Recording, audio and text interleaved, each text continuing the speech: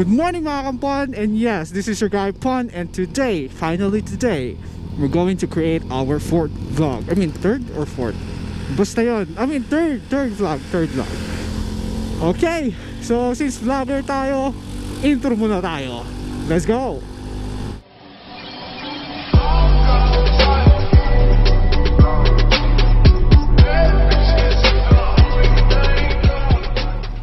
So ayun nga no guys, so yeah, I have finally decided na isisingin ko to sa mga spare time ko kasi sobrang busy talaga ako pero okay lang, no?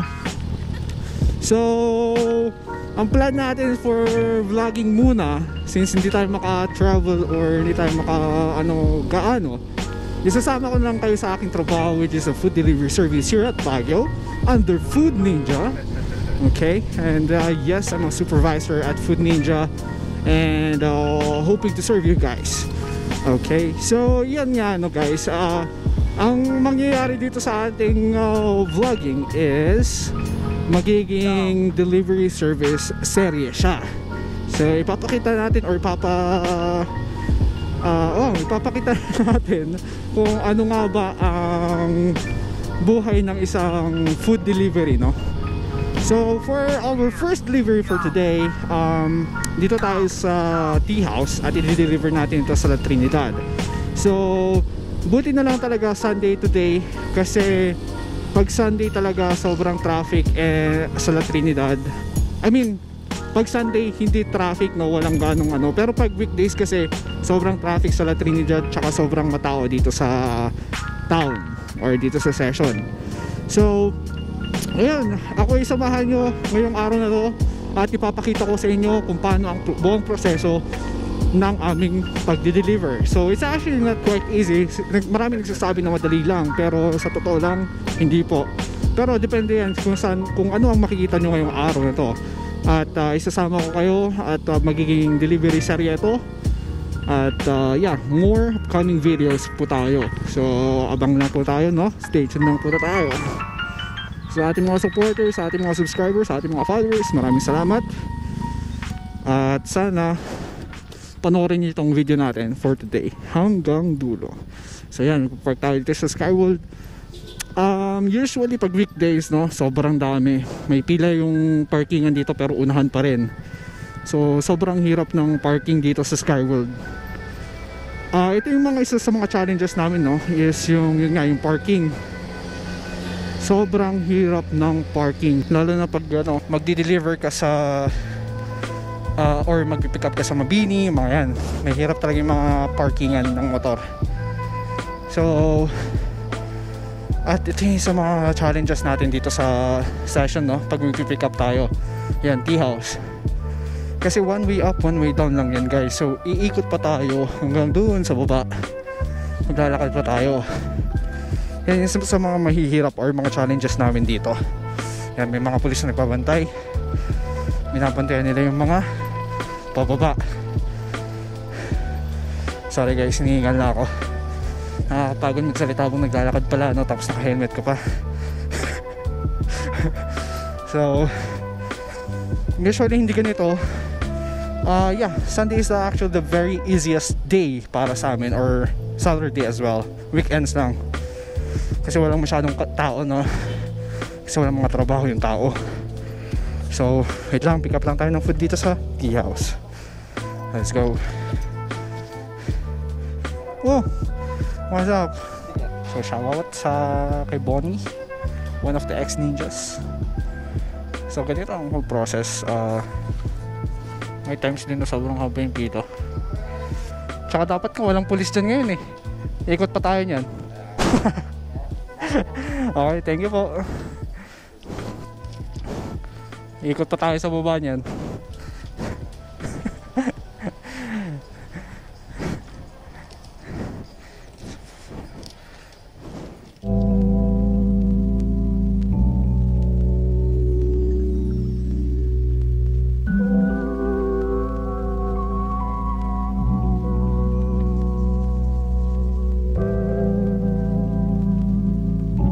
Sige, ingat. Mga motovloggers. So ayun nga guys, no, malaki ng ating inikutan. Pero imagine that if we are going to deliver a large, ano ba yun, yung large na bilao, which is yun yung super challenging, yung bilao. Pag dyan ka dadaan, okay. Pero pag yung mga ganito lang, cake, chonas, delight, yung mga ganyan, maliliit lang at saka magagaan, yun yung maganda. Kasi hindi mabigat, no? So okay lang maglakad, pero yung maglalakad ka na may ilang kilong buhat o sobrang bigat, yun yung sobrang hirap. So since we have already picked up the customer's cake, ito, kailangan natin ingatan to kasi cake to. So bali, deliver natin sa La Trinidad, Pico. Yan, di-deliver natin dun. So medyo malayo. Kaya doble ingat lang tayo. At ganito yung normally na ginagawa namin. Once you have picked the customer's order, you have to update them, no? So kaya dapat parati may load din tayo.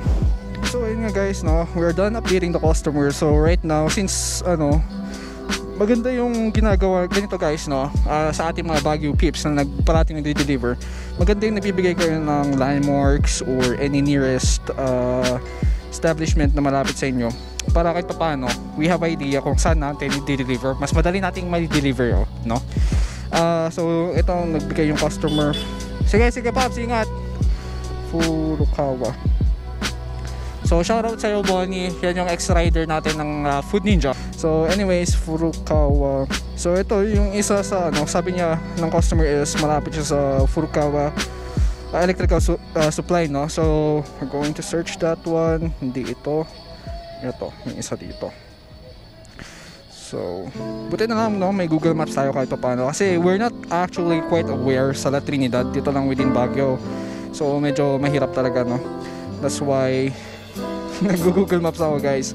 So ayan, hopefully walang gaanong traffic ngayon sa La Trinidad, but we'll see guys, okay? So yeah, on the way na tayo. So from here, pag Sunday, very chill day talaga siya dito sa Baguio. Normally, I mean yeah, pag weekdays talaga doon, grabe, sobrang busy day, sobrang daming tao, sobrang hirap, no, ng buhay ng isang rider. Pero papakita natin yan bukas kasi yeah, Sunday ngayon nga naman, di ba? So bukas papakita natin yan sa inyo. So by the way, for today, no, ngayong vlog natin, ang gagawin natin is ipapakita ko sa inyo ang first delivery, then yung second delivery will be evening or gabi na, at papakita ko sa inyo kung gaano kahirap maghanap ng bahay. So I'm going to show you that one later on. So ngayon, mag-focus muna tayo sa ating first delivery, which is La Trinidad. Pero yun na ganito lang tayo, very chill lang tayo sa pag-deliver, because usually dapat nag-rush tayo. Pero yun nga, ipapakita ko sa inyo kung paano tayo mag-rush. Hindi naman tayo kamote or hindi tayo kaskasero, no? Naka 4 wheels at mga taxi drivers dito sa Baguio. Behalf of the riders na kumakayod araw-araw, I do apologize kung medyo nagmamadali kami minsan, kasi ito lang yung paraan namin para kumita ng marami, no? Which is dapat mabilis, pero defensive driving pa rin, yung tipong maingat ka, okay? Pero yung mga sobrang kaskasero naman, yung bara-bara na paglipat ng mga linya, bara-bara sa pagpapatakbo, well, I'm not going to apologize for them, no? Kasi hindi natin maintindihan yung mga ganong rider. Pero sa aming mga kumakayod, just in case na hindi naman namin kayo nabala pero mabilis kami or what, pasensya na po, okay? Kasi nakabase sa kung ilang delivery yung aming isasweldo sa isang araw. Kasi kung pabagal-bagal kami, natatagalan kami sa delivery, well, talo kami, sobrang talo kami guys, okay? Buti pa yung iba, nagtatrabaho ka buong araw pero alam niyo yung walang kaltas sa sweldo nyo, ganun pa rin, buong-buo yung makukuha. Sa amin hindi, kami ang gumagawa or kami ang gumagawa ng aming sweldo dito sa pag-eeran. So once again, nag-work ako sa Food Ninja, which is we provide a great service here at Baguio. So as much as possible pa rin, good customer service or pure customer service ang pinaprovide namin dito sa Baguio. So end-to-end ang aming serbisyo para sa inyo. So for example, we receive your order, we're going to finalize your order until the end, or kung may mali man until the end of the delivery, kami pa rin ang mag-aasikaso at kami ang mag-aayos nito para sa inyo. Okay? So ganun kami magpo-provide ng service dito sa Baguio. So for example, yung ibang food delivery service, okay, na through app, or I'm not going to say any word or any type of pero real talk lang naman tayo dito, guys, eh.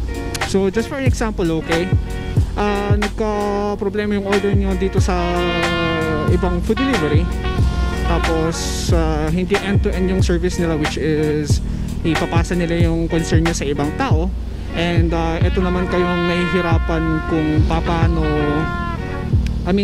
niyo medyo nawala ako dun. Pero for example, di ba, problema sa inyong order or delivery, okay, so ipapasa nila ito dito sa kabilang tao, which is sa customer service or yung escalation, which is they actually just maybe provide you a voucher or a coupon, maybe, ewan kung paano yung proseso, pero most likely ganon. Pero sa amin kasi, just for an example, is if for example your order is not complete, we're going to deliver or papalitan natin to or ayusin natin tong problema nyo as soon as possible without any additional fee, which is great, di ba? Kasi real time namin ma-resolve ang inyong concern. Kung may concern man kayo sa aming serbisyo, kunyari lang, okay, na sira yung cake or may kulang sa orders, then we're going to fix your problem as soon as possible. So ganun kami dito sa Food Ninja, and ganun din naman siguro sa ibang food delivery dito sa Baguio, but I'm not actually aware because I'm actually very loyal dito sa company kung saan ako nagtatrabaho, and as I said earlier na supervisor tayo, no, dito sa Food Ninja. So this is actually how we provide service to the people of Baguio. So yun nga, ako'y nanghihikayat sa inyo na mag-order sa amin para kahit paano may pakita namin at ma-proof namin, no, na ganito kami. Hindi naman ganun kagaling, pero enough service to provide to you guys na alam niyo na maayos. So ayun lang naman, no? And yun nga, pasensya na lang ulit kung medyo nagmamadali kami minsan. At yun nga, patience is actually not a virtue, guys, okay? Kasi if you're patient enough to wait, well, talo ka. Kasi you have to have something to do within that time frame na binigay sa'yo, na dapat may kilos or may nagagawa ka. Kasi nasasayang yung oras, guys, eh, no? Well, yun naman yung pangit kung nasasayang yung oras nyo. Kasi oras din ang kalaban namin dito. Marami kaming kalaban dito sa food delivery, safety, traffic, time, kung paano or kung gaano kahirap ang isang delivery, no? Kasi depende pa rin naman sa delivery ito, eh, kung gaano siya kahirap or kung gaano kadali mong gagawin. Kasi hindi lang naman kami pure na food, we also do other errands like paying bills, picking up money, going to your school to get a yung mga transcript, or depende, marami kaming pwedeng gawin as much as possible na alam mo yun, basta posibleng gawin ng isang rider, gagawin namin yun para sa inyo, like pick up a module, mga ganun. Marami yung iba pang pwedeng ipagawa, no, sa amin. So for our rates, kung tatanungin nyo, within 6 kilometers, okay, so within 6 kilometers or below, or depende din kasi sa areas, kasi may mga areas dito sa Baguio na sobrang hirap deliveran. For example, yung mga Bakaking, ganyan, sobrang hirap deliveran yan kasi may mga block or lot numbers street names, maraming pasikot-sikot guys, okay? So yung mga may hirap na locations, ang base rate namin is 149, okay? But for example, within 6 kilometers kayo and madali lang, our minimum delivery fee is 99. So if you exceed 6 kilometers or so, another kilometer, that's additional 50. And for example, kung may additional stops din kayo, that's additional 50 again. For example, mag-order kayo sa Jollibee, then gusto niyo mag-order sa McDo, well, that's additional 50 guys, okay? Kasi we have to wait in line again to wait for your orders or to order your food. We're going to use our time or going to use our gas as well, gas consumption. Kasi yung gas, especially dito sa amin, kung paano kasi nag-work ang Food Ninja is 50-50 sa commission, okay? And sa amin yung gas and maintenance as well. So I hope you guys understand that one. It's not actually easy, no, to do errands or what. Pero we are happy to give service to you guys. Kami ay masaya na nagbibigay ng serbisyo, no, sa lahat ng tao dito naman sa La Trinidad or within Benguet. As much as we can or kung posible or kaya namin gawin ang inyong errand, we're going to do it for you guys, okay? So ayun, don't hesitate to ask Food Ninja.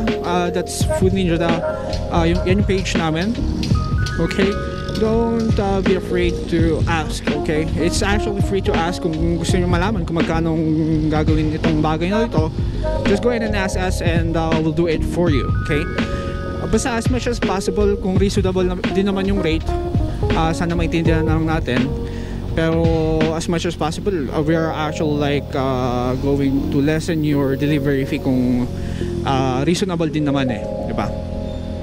So ayun na nga, as you can see right now dito sa La Trinidad, hindi siya ganun ka traffic kasi grabe yung traffic dito pag weekdays. So yeah, buti na lang hindi ganun ka traffic, no, at hindi ganun ka grabe yung pagmamaneho ngayon ng mga tao. Kasi as in, galit lahat ng tao dito. Kung mabagal ka, talo ka. Kasi usually yung mga drivers dito galit. Hindi naman galit na ano, no, pero magagaling kasi yung drivers dito. Sobrang bibili, sobrang basta hindi natin kung nagmamadali or gano'n lang talaga, no. Yeah. And yeah, so November 26, we're not actually still quite sure, no, sa ating mga La Trinidad na mga customers kung we'll be able to accommodate your orders pa sa 26. We're not actually quite sure, okay? But yeah, kasi nagre-require ang Baguio or La Trinidad ng anong pangalan nito? Health certificates for residents na papasok ng Baguio. Pero we're not quite sure, no, kung including kaming nag-food delivery. So we'll update you guys regarding doon. So right now, medyo malapit na tayo. Grabe ang init. So usually pag nagde-deliver ako dito, sobrang traffic tapos sobrang init. Like imposible ding sumingit-singit eh. So ganito lang. Well, as you can see right now, yeah, it seems like it's very easy, no, to be part of food delivery service. Pero yeah, papakita natin sa inyo kung paano yung buhay ng Monday or ng weekday. Kasi weekend ngayon eh, Sunday. And hopefully we'll be able to upload this one later on, no? Ay hindi, gabi. So bali bukas ko na siya mai-upload. Kasi i-edit pa natin siya, no? And hindi din naman biro ang pag-edit. Sobrang time consuming yan. Lalo at gusto nyong maging entertaining yung video nyo. So yeah, it's actually not very easy, no, para pasukin ang isang bagay. Pero kung passion nyo or kung gusto nyo talaga, gagawin nyo eh, no? Ako, I'm actually just learning by myself kung paano mag-edit, kung paano mag-take ng videos, kung paano kung ganito, ganyan. So yeah, we have to teach ourselves na lang. Pero kung may time din na hindi tayo maintindihan, andiyan dyan actually ang YouTube or Google. So yun na yun yung pinatatrabaho yung isang bagay na kayo lang, which is nakaka-proud na makikita nyo na lang nag-improve kayo, di ba?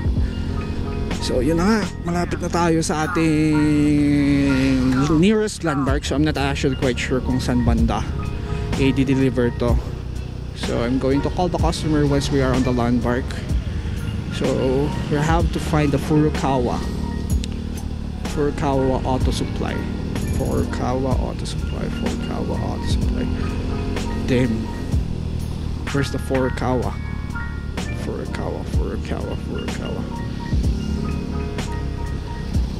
Mark Line Supply. Furukawa. Shit, we cannot find the Furukawa Supply. Ayun, Furukawa. Okay. So may kasunod tayo, so we're going to slow down and turn our signal lights on. Then we're going to take left turn. Okay. So I'm going to call the customer. Nandito na tayo. So wait for a second, guys. Okay, bear with me.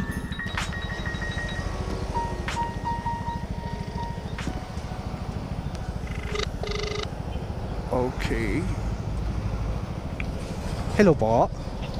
So yun nga guys, no. Sabi ng customer, di daw siya nag-order. So I'm not quite sure kung scam to or what. So yun nga guys, no. We're not actually quite sure if this is a scam or what, but let's see. So hopefully not. Kung scam to, imagine how far tayong nagmaneho at naglakad-lakad, and yung gas natin, and at the same time yung oras natin. And imagine yung pera din for the cake. So hopefully this is not a scam, kasi usually may mga ganito pero surprise pala. But right now I'm not actually aware if this is a surprise or what. So let's just see, okay? Damn. Maybe mali lang yung number na binigay nung customer na nagpabook nitong order, but yeah. So right now I'm not actually quite sure if what I should do. Ay shit, hanapin ko yung address. Kasi sobrang mahirap yung address dito, yung mga JDAE. It depends sa location, pero damn, ang hirap ng mga address dito. So I'm going to check JD20. So I think I saw number 22. Okay, 22. Now we're doing something. What the fuck? And JD22 Bayabas. So we have to look for JD number. Of course, I'm not going to say the word because that's a privacy thing. So atras na lang tayo dito. Driving skills 101, boys. What?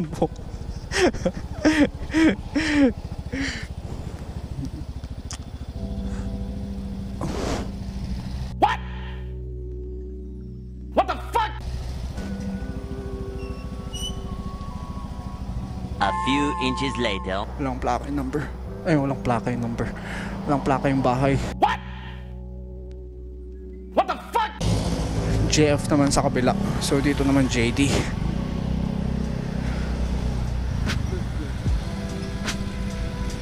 JD 30. 30 naman na kagad dito. What the F? What the F? What the F? Oh my god.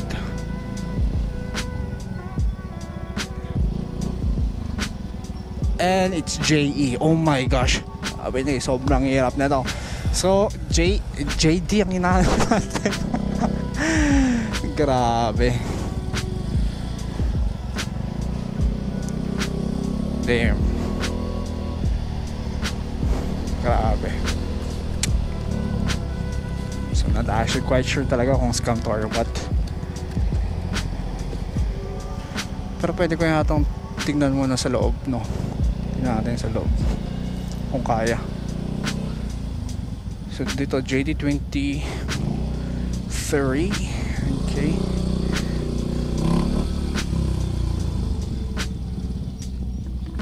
So we we're looking for naku lang address. Opo, 21 po kayo. Ito pong bahay na to 20.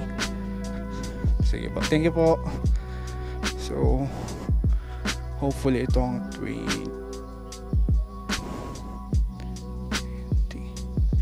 So not actually quite sure kung 20 to. But yeah, doon yung cellphone ko, iniwan ko para akong tanga. JD16. Okay. And I'm not sure if what JD is this. Pero tape.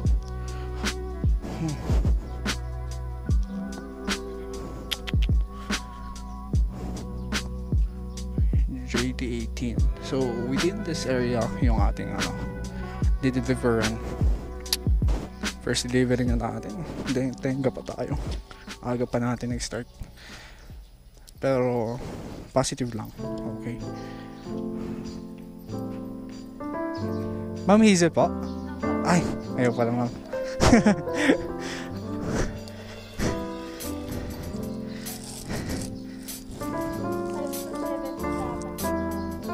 Ay, okay po. Sige po ma'am. Natawagan ko din po sabi niya taga Sablan po yata. Opo. Bali, yan po. So, ako malaya ito ang bali ma'am. Wait lang po. Bali, may convention 145. So, 135 po. Kulang pa ng 10. Okay. Thank you po ma'am. Okay lang po ma'am. Thank you po. So, yan. First delivery, it's totally fine. Buti hindi siya scam, no? Kala ko din scam eh. Kasi so wrong number lang pala. Pero at least I followed my instincts dito pala. Oh my god. Pero yun nga. So we're done with our first delivery, guys. Okay.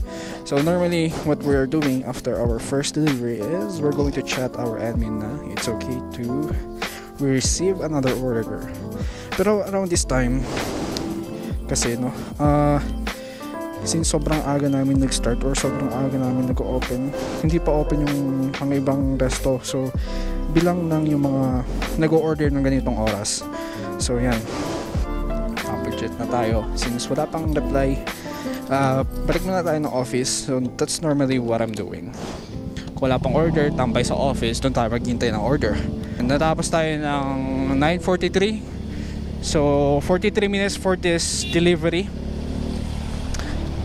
Okay. So it's actually not bad, okay? Kasi normally pag nagde-deliver kami dito sa La Trinidad pag weekdays, pagkasama na talaga yung sobrang traffic at sobrang hirap hanapin yung customer, it's actually more than an hour. So for more than an hour kasi may depende din sa rate yung layo dito sa La Trinidad, no? So buti na lang hindi siya yung sobrang looban kasi yung mga looban talaga yung may hirap dito buti na lang kahit papaano along the highway pa rin siya, no? So 45 minutes dito sa La Trinidad, not bad. Pero talo kami pag sumobra na kami sa isang oras, guys. Kasi isipin nyo, sa within an hour we can deliver actually like 2, no? So yeah, oras talaga ang kalaban namin dito. So hopefully matapos nyo itong video, papakita ko pa sa inyo kung paano ang aming pagdi-deliver sa gabi. Na hopefully, yeah, just go ahead and stay tuned, guys, okay? Diba, ikakat naman natin, hindi ko naman kayo paghihintayin. Ikakat natin yan. So ito na, teleport na lang tayo. A few moments later. What's up mga kampon? So yun nga, no, hindi mo natin tatapusin.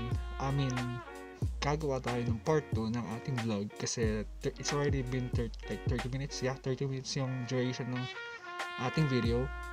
So yun nga, no, masyadong matagal or what, pero gagawa na lang natin ng part 2. So panoorin nyo na lang yung next video natin, part 2. I-upload din natin yan right away. So andyan yung link sa description. So I hope na panoorin nyo ang ating part 2, which is yung panggabi nitong vlog na to. So yun lang, guys, no? Peace out.